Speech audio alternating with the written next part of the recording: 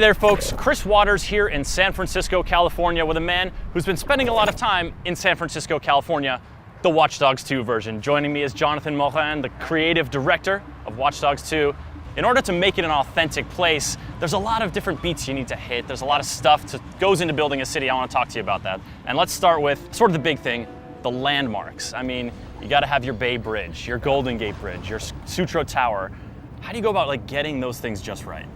I think one of the challenges, first of all, the Bay Area is gigantic, so it's really big. You cannot put it all into the game, so you have to pick the best spots. So I think what the team did really well is they identified those landmarks, like Sutro Towers and everything, and then they started to craft the city, making sure that we align those things properly. Because if you start cutting entire district or shrinking down to 2 streets, something that's gigantic, you don't want to make the feeling wrong. So I think they did an amazing job at looking at going into a certain area, looking at the vistas from the Marin County, where's the bridge is aligned with where we are right now, and then going on another area, and then making sure that from that area they understand the alignment with a few compromises that people could understand if they really live in the city.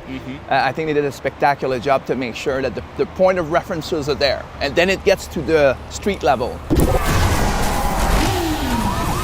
Well, the Golden Gate Bridge was one of the challenging ones for us. Oh, yeah. The real bridge is gigantic. So when you get from Marin County and you look at it, for us it was, okay, we're gonna have to scale up a lot. I'm not a huge fan of making big just for the sake of making them big.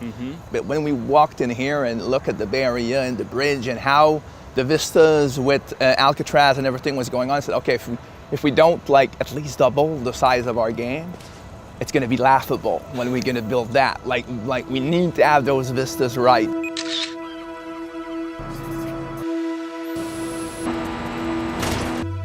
A neighborhood's feel isn't just the great view you have of Coy Tower, it's what kind of buildings are there, what kind of street size and traffic flow.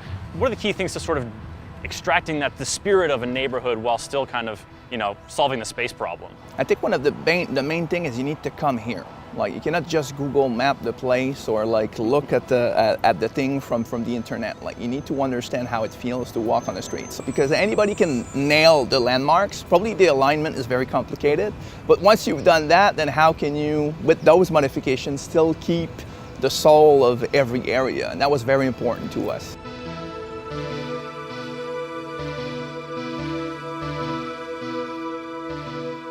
I want to talk to you about Chicago. You built a city there. What are the kind of big lessons from Watch Dogs that you applied when you were building San Francisco and Watch Dogs 2?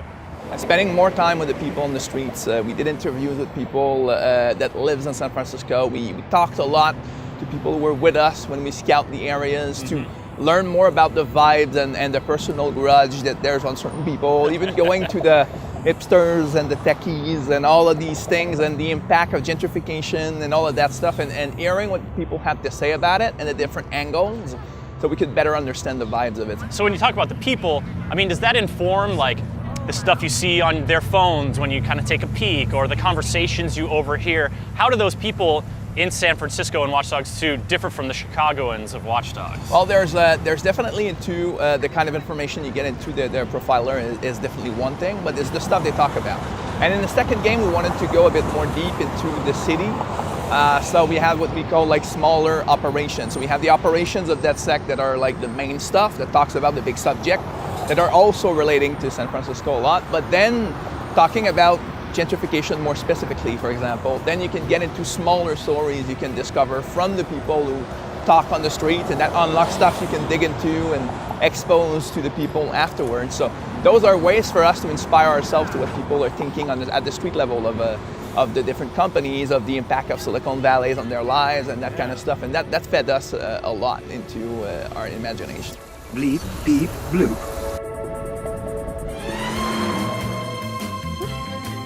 So I have to tell you, Jonathan, one of my favorite moments from that E3 trailer was seeing a quick glimpse of the Bushman, who, for folks who don't know, is a panhandler who sits hiding behind a bush waiting to scare passersby. How did you guys go about sort of populating your world with these very specific things that, you're not reading about that guy on national news? Well, it's just by coming here. You just cross around these things, and YouTube is also pretty good at showing people who went to San Francisco. with the internet these days, you can also just follow people who share what they thought was cool about San Francisco. And in the end, for a game, like, we're interested in what is cool. So like the people and who are then, there's quite a few Easter eggs of landmarks, like, and also including certain persons in there.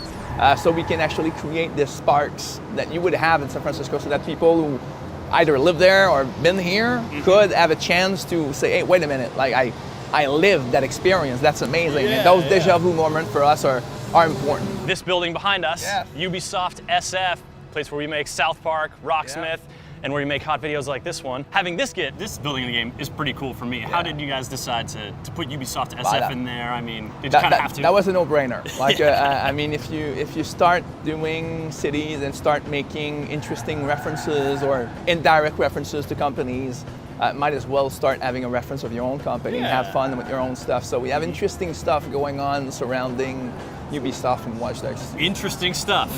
You gonna play coy about that for now? I'm not gonna talk about that. Like Easter eggs is important to remain Easter eggs, or else it's not being discovered.